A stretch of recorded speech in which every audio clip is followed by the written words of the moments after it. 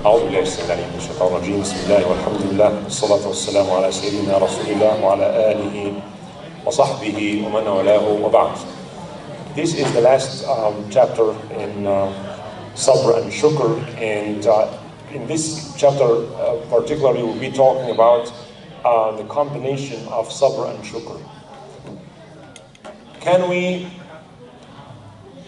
be patient and thankful at the same time in the time of hardship? It sounds like contradictory, right? So when something bad happens, can we be thankful? Can we be patient for something good that happens to us? Can we have both? I think we mentioned this very briefly before, but I will say it again because this will help us understand why we can and we should be thankful and patient at the same time in some cases. For those of you who are here, we talked before about the two kinds of ni'mah. Ni'mah means blessings. One ni'mah is called mutlaqa, absolute ni'mah. Absolutely, there's no doubt it's not ni'mah. And in dunya, the absolute blessing will be something like knowledge, belief, good character, husn al-khuluq, right? That's ni'mah. In al-akhirah, the ni'mah mutlaqa, absolute ni'mah is to be in Jannah, right? But the other kind of ni'mah is called muqayyada. Muqayyada means it is limited, right, or restricted. So it can be ni'mah from one perspective, it could also be the opposite in the other perspective. And we talked about, for example, money, or wealth. Wealth could be ni'mah if it's used properly, and could also be bala, or test. Money can make people more righteous, and money can make people more evil.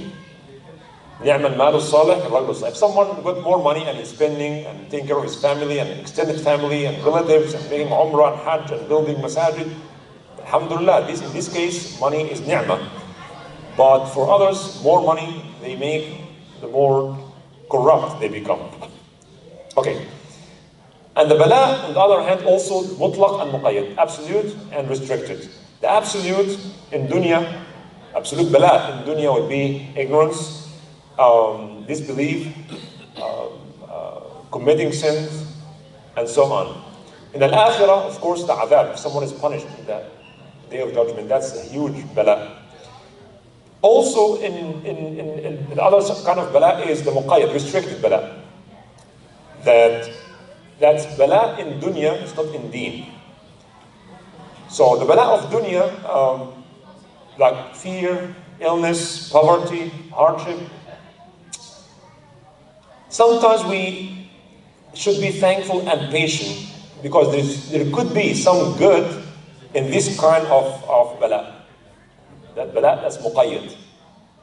In other words, what seems to be bad or bala could be ni'mah. And this is exactly what Imam Ghazali is trying to say in this part. And he said, how can we be thankful in time of bala or hardship? How can we be thankful for something that requires patience? If you have bala, you have to be patient, right? But how can we be thankful for practicing patience, although patience is not fun? I mean, patience is difficult, right? To be patient is not easy. Hardship requires or causes pain, and thankfulness necessitates or requires happiness. So you are thankful for something, good happened that makes you happy, right? And the opposite is that when you have pain, you have to be patient. So how can we be thankful and patient at the same time?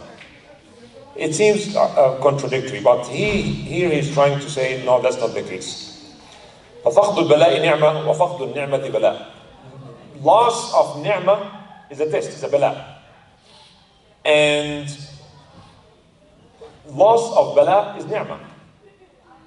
Right? So one of them is the opposite of the other. Okay? You got a job, it's ni'mah, because you get ni'mah. And if you lose your job, that's bala. So to have the bala, then you lose the ni'mah. If you lose the ni'mah, That's the loss of bala, right? Can they both coexist, patience and thankfulness?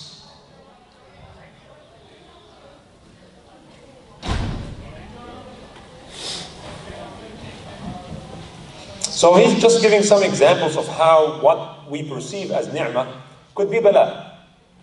Could be bala. It's like the person who's very wealthy and he got targeted by thieves and people attack his house and kill his family members because they want to steal his house. So wealth for this person, it looks like ni'mah, but it brought a lot of troubles to him.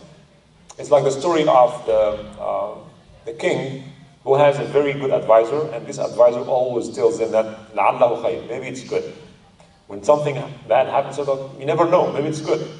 We always focus on the bad, but perhaps there's something good about it. Until one day this king actually was hunting and he lost one of his fingers.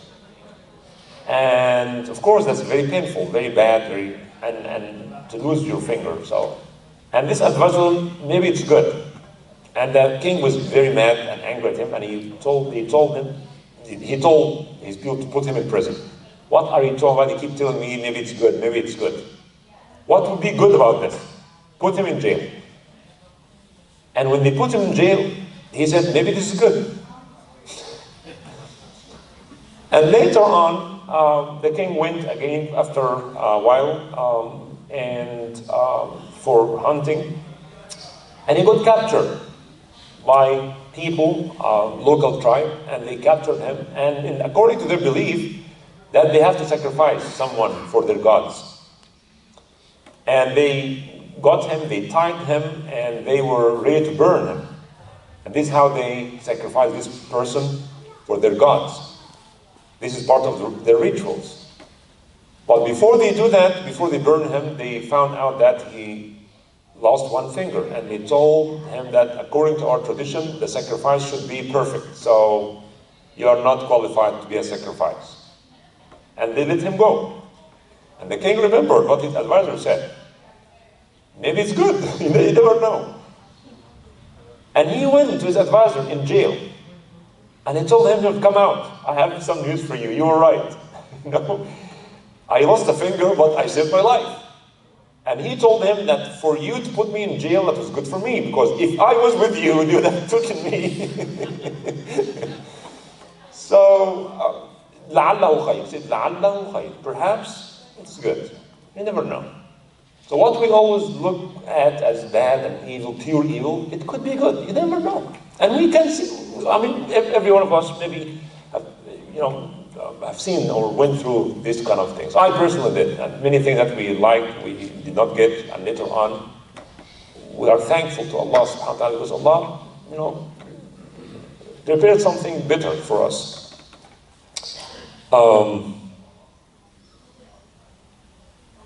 This beautiful hadith Sahih al-Jami', Imam al-Tirmidhi said it's Hasan, Imam al-Hakim said it's Sahih.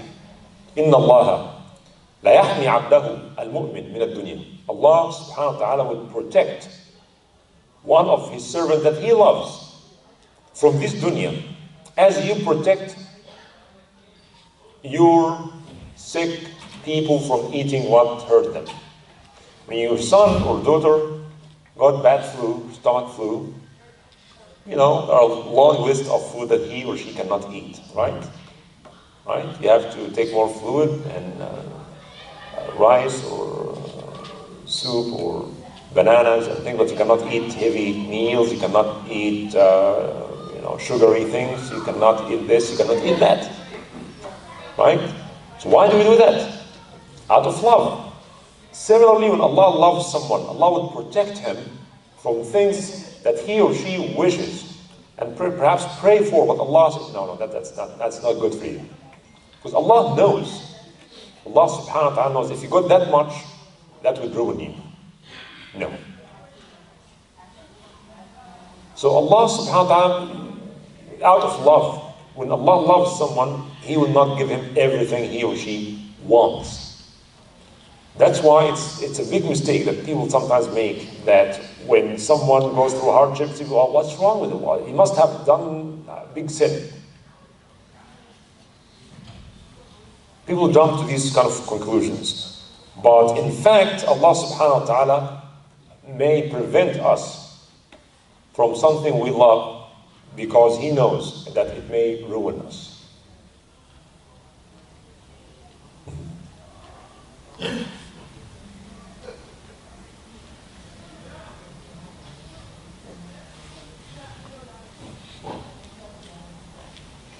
And he said also that ignorance, sometimes ignorance is bad, ignorance is evil, but sometimes ignorance is good. What kind of ignorance? Ignorance of your age, of your death day. Imagine if everybody of us knows exactly when you will die. You know, there are now some studies that say that some DNA and blood tests can tell roughly when you're gonna die. Do you want to know? Do you want to know? Of course not. We don't want to know. We just want to just worship Allah and live our life and just be obedient to Allah. But if you know your time, then you will not enjoy anything in life because you're gonna all thing you'll be doing is counting the days. It's a blessing that we ignore our time. It's good that we ignore what people think of us.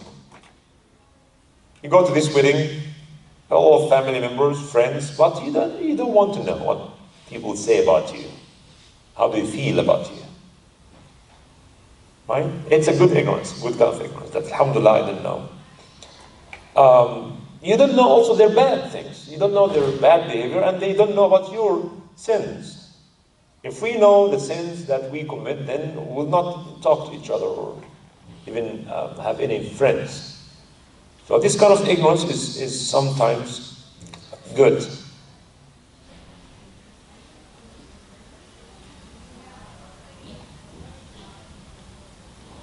So he said that thankfulness and patience can come together in some cases.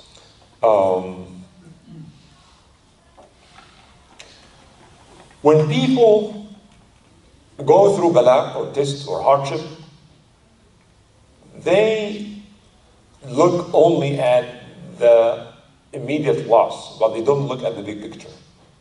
And they start questioning Allah. And they think that Allah is not fair and just.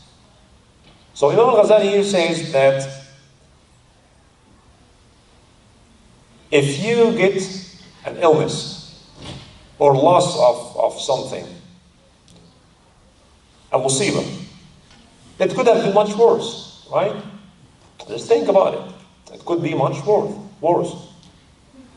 So we say, alhamdulillah, yes, I got a bala, but alhamdulillah, the bala of others is much worse than mine. So alhamdulillah, it not go any further. The second reason that we should be thankful. So in this case, this feeling that alhamdulillah, it's not worse than this, we should be thankful, even in a time of hardship. If we think this way, this is how we should think. Alhamdulillah, we get car accident, the car is badly damaged, maybe the insurance will not, replace it. But alhamdulillah, you're safe. Or we get, some injuries, alhamdulillah, it's not worse than this. Alhamdulillah, I can see, I can think, I can move, alhamdulillah. It's not worse than this. It could have been much worse. So be thankful. That's not much worse. The second reason he says that when the musibah in this dunya is nothing compared to the musibah of the deen.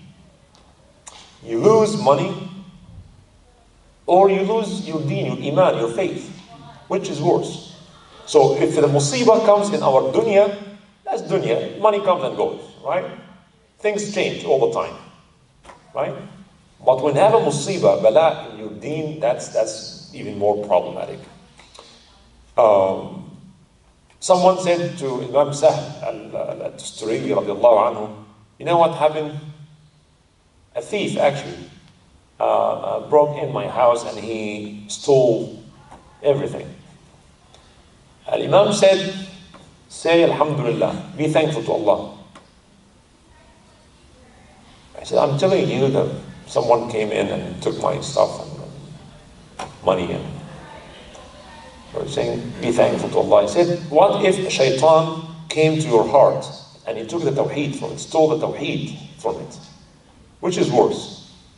Of course, losing the money or the furniture is nothing comparing to losing our iman. In the dua, it's also been said, the dua of Isa alayhi salam, Allahumma la taj'al musibati fi dini. Our dua also we say, Allahumma la taj'al musibatana fi dinina wa la taj'al ad-dunya akbar hammina wa la mablagha ilmina. Allahumma, again, Allahumma la taj'al musibatana fi dinina. Ya Allah, don't make our crisis, our test, our trial in our deen. La taj'al, do not make or put or place our musibah in our deen. In our dunya, we can take, poverty, illness, and hardship. This is the dunya, right? But don't make our musibah in our deen, right? Umar radiallahu anhu used to say that when every time a bala happens, I thank Allah for 4 things. So this is bala that requires patience, but he's also thankful. He said, I'm thankful for 4 reasons. One is, this musibah is in my dunya, not in my deen. Number 2, it's not greater than this. Number 3, alhamdulillah, I'm satisfied. Number 4, I hope that I'll be rewarded for it. If you are patient, you'll be rewarded. So when a musibah happens, sometimes people cry and start questioning Allah, but the true believers will be thankful that this musibah is not greater, it's in my dunya, not in my deen, right? And I'll be rewarded for it when I'm patient. This hardship will wash away some of my sins. Then he mentioned this story of a person who had been imprisoned by a corrupt king. And he wrote or sent someone to one of his friends, told him that I've been imprisoned unjustly. And he sent to him, said, be thankful to Allah. And then later they start beating him in prison. So he sent to his friend, said, you know what happened? I was not only in prison, but I've been beaten. He said, be thankful to Allah. Later they put a Majusi, someone who worshipped the fire, a fire worshipper, in his cell. Not only, they tied him with this Majusi. And this Majusi was sick, has all the problem in his stomach, so he has to use the bathroom all the time. So they tied him with him. So every time this Majusi, fire worshipper, needs to go to the bathroom, he has to go with him. And then he told his friend, look what happened, it's getting worse. And he said, be thankful. I said, every time I tell you what happened, you ask me to be thankful. What could be worse than this? I'm here in prison being beaten. I'm tied to this fire worshiper. And he said, if you are in his place, if you are a fire worshiper, that would have been much more serious than what you are going through. The fact that you are still a believer, that's something that requires to be thankful. And we talked about this in one of the Friday khutbahs, is that sometimes we, like someone who committed a crime. Think about this. Someone committed a crime and he got life in prison. Life in prison. I was sitting in his cell knowing that he will never walk on the street. He will die in this prison. And this final. No parole. Now he heard about this new governor and he wrote to him. Asking for mercy. So the governor, because he's so merciful, nice, and looked at his case, and he reduced the punishment from life in prison into 20 years in prison. Is this good or bad? Good or bad? Okay. So later they told him, why didn't you write again, appeal again to reduce that? And he wrote again. And the governor looked at his request and he said, okay, we'll reduce it into 10 years. It's good news, right? Good news or bad news? Very good news. And then they told him, why don't you write to him again? Just ask for more. So he wrote again, appealing for, and then the punishment was reduced to 5 years. Should he be happy or not? He wrote again, and the punishment was reduced to 1 year. Now, you have this person still going to spend 1 year in prison. And there's so many other prisoners. Some prisoners will stay for 6 months only, 3 months, 2 months, 5 years. Should this person be happy or sad? Should be the happiest person in prison, right? Because the punishment was life in prison to reduced to 1 year. So he should be the happiest person, right? This is exactly what happens sometimes. We deserve so much for our impoliteness. How we think about Allah and how we think about our shortcomings and failure to do the right things. So it's like this person staying in prison and is very upset and very mad. Why am I spending a year in prison? That's not fair. This is how we treat Allah subhanahu wa ta'ala sometimes. Man, just think about it. You deserve life in prison. You should be happy. You should be thankful. You should be thankful. You all got only 1 year in prison. Because you should have spent the rest of your life. So when the bala comes, think that alhamdulillah, it's, maybe I deserve much more and Allah was merciful and Allah made it smaller for me. The good news is, if Allah punished you in dunya, He will never punish you for the same sin in the akhirah. So that's a good news. Because the bala or the adhab of this dunya is much, much easier than the adhab of the akhirah. If you get sick, God forbid, you have family, friends, doctors, you have so many things that makes things easy for you. You have the hope that you will get recovered and so on. But in the akhirah, it's a pure punishment. There's no risk, there's nobody to aid you or to help or to give you some hope. It's a pure punishment. Any adhab here in dunya, a family and friends and community and get some help here and there.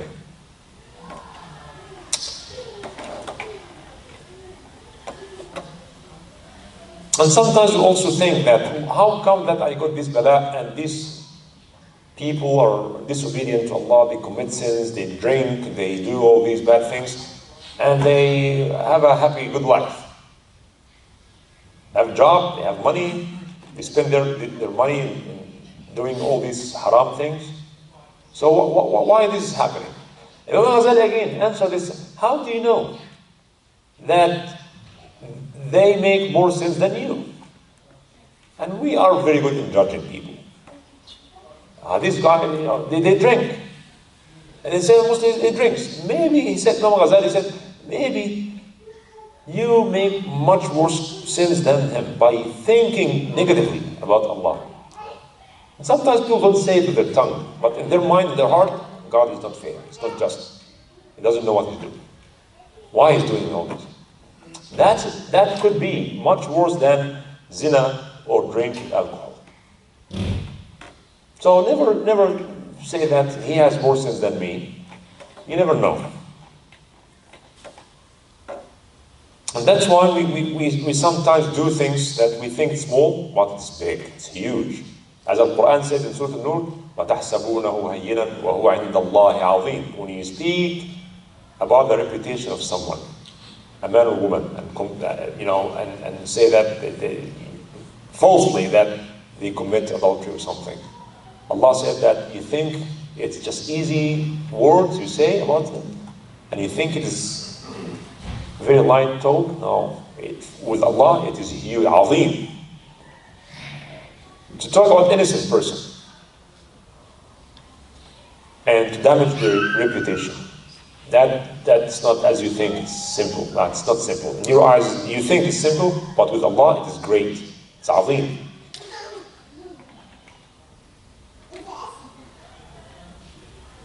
And another reason to be thankful in the time of hardship is that, again, this hardship is in dunya, not in al-akhirah.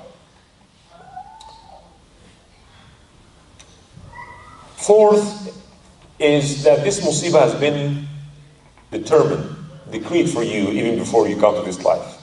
So it must come to you. So nobody could have stopped it from me. It's going to happen anyway. So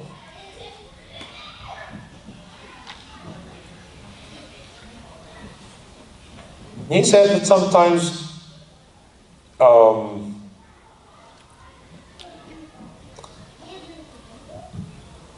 he gave the example of someone who gets this very bad tasting medicine. It feels awful, bad, but you take it, and sometimes you don't allow your children to go and play. You have to push them to sit and finish their hifz or homework. The boy wants to play, but you push them to sit down and do the work. So from the kid's perspective, that's not good. I mean, why my dad is doing that? He doesn't love me. But in fact, when they grow up, they will be thankful to you because of that. Right? He said those who disbelieve in Allah subhanahu wa ta'ala, that atheists, in the day of judgment, they would wish that they were crazy, they were insane, because now they will be held accountable for the intellect Allah subhanahu wa ta'ala has given to them. When someone said to the Prophet sallallahu alaihi wasallam, give me an advice. And he said, do not question Allah subhanahu wa ta'ala for something He decreed upon you. Another way to look at the bala and the ni'mah is that he said, I will end with this beautiful point. He said that the head or the source of all sins is the love of this dunya. Hubb dunya. Attachment to this dunya. Pleasure of this dunya.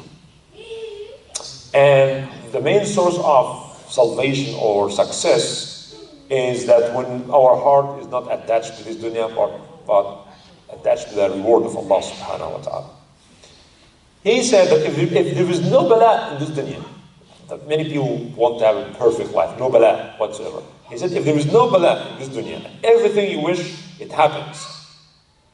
This will make us more attached to this dunya, right? And we don't want to leave it.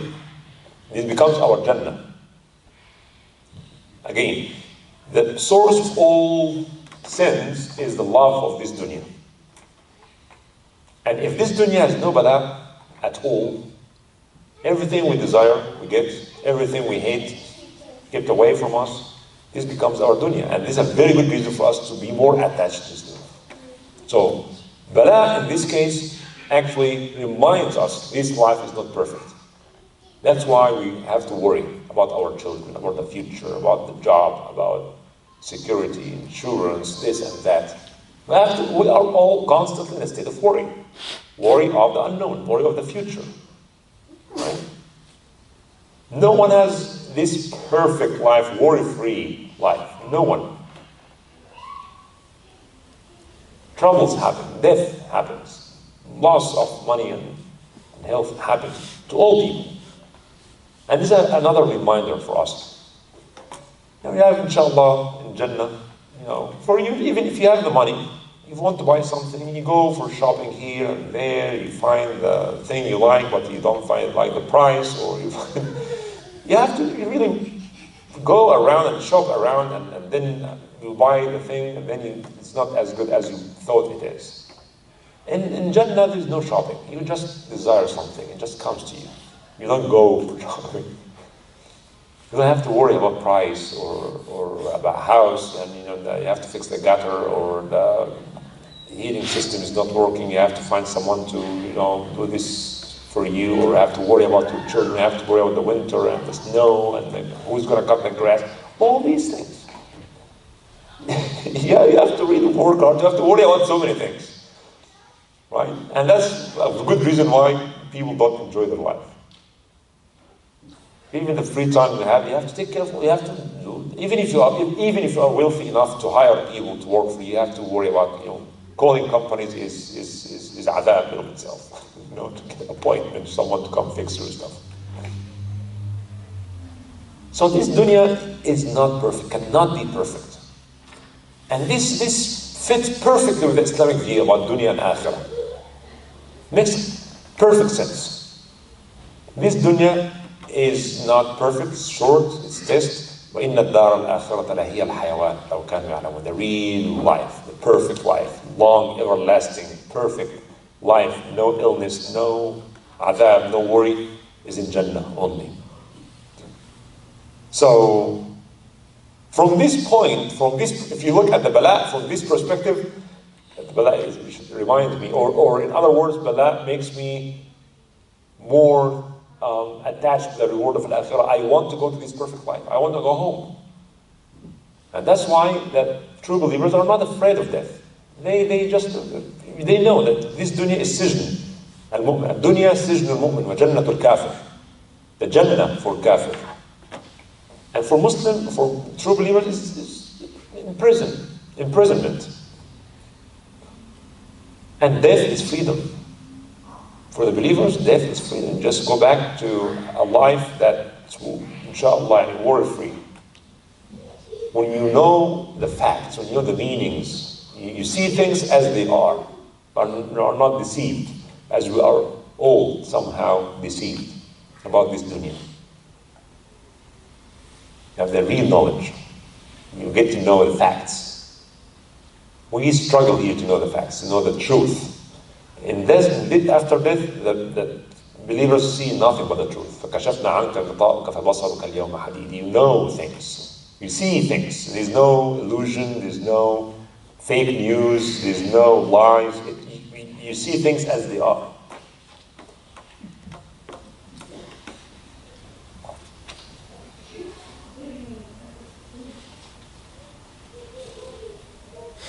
So pain, in this case, is important.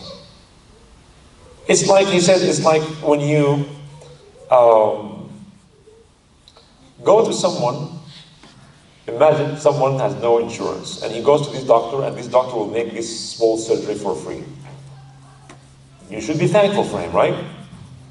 But he will cut open this part, and he will just cause some pain, right? So if you go to this clinic to get this surgery done for free, should you be thankful to them?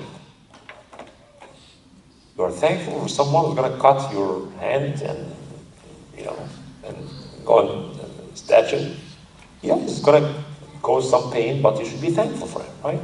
So, Jazakallah, thank you, doctor, very much for what you did for me. I cannot, thank you enough. This is exactly what happened. In this dunya, some pain is necessary.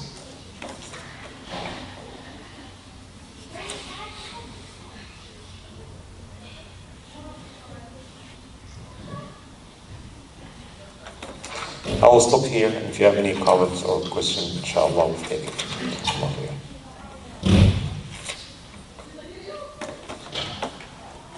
Does this mean that we should ask for bala? No. Should we ask Allah to make our life miserable and to give us more hardship? No.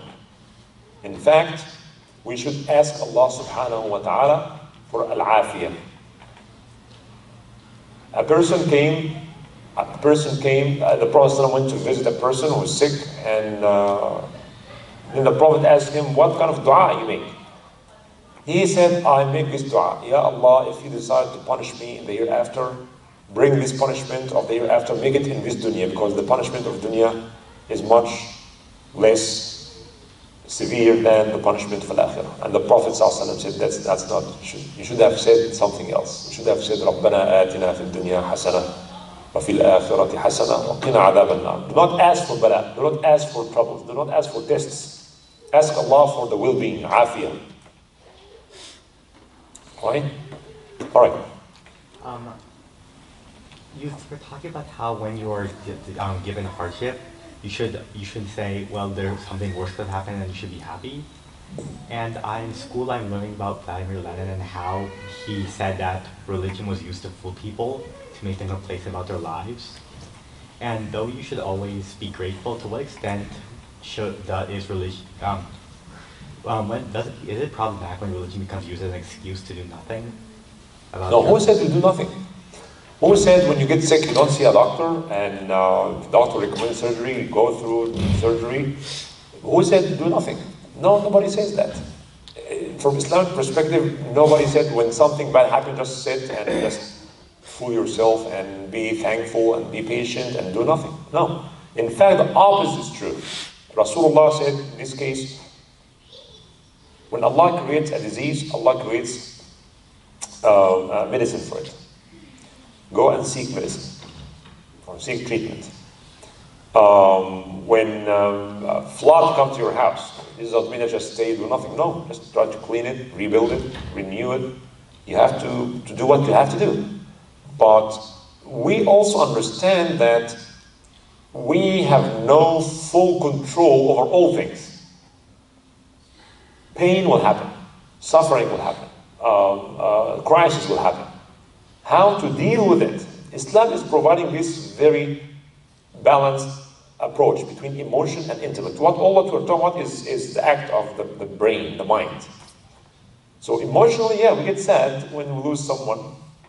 If someone lost his son or daughter, then he'll be sad, no doubt.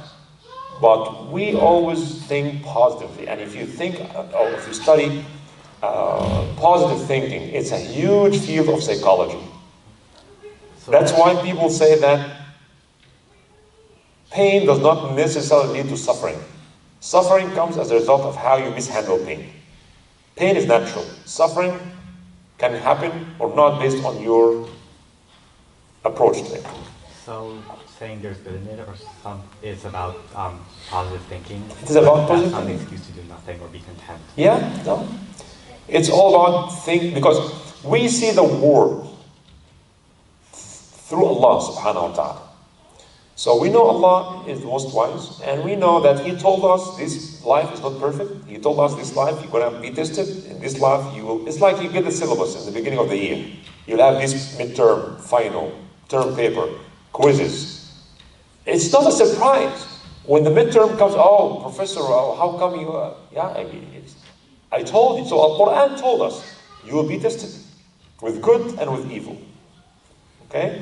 So how to resist temptation and how to be patient in a time when there's nothing you can do. Someone lost his son.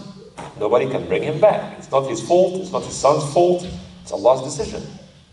You can spend the rest of your life depressed. Maybe you can kill yourself. Or you can just move on. Keep this sadness in your heart. Nobody can take it fully out. But inna lillahi wa inna ilayhi raji'un. Let's move forward. This is what happened to Rasulullah, the Prophet, peace be upon him. We lost all of his children except Fatima Zahra, and many of his family and friends. But this life has to continue. We have to keep moving. It's more about positive thinking. Okay. Comments or questions? سبحانك اللهم وبحمدك نشهد ان لا اله الا انت نستغفرك ونتوب اليك والعصر ان الانسان لفي خسر من الذين امنوا وعملوا الصالحات وتواصوا بالحق وتواصوا بالصبر سبحان ربك رب العزه عما يصفون وسلام على المرسلين والحمد لله رب العالمين.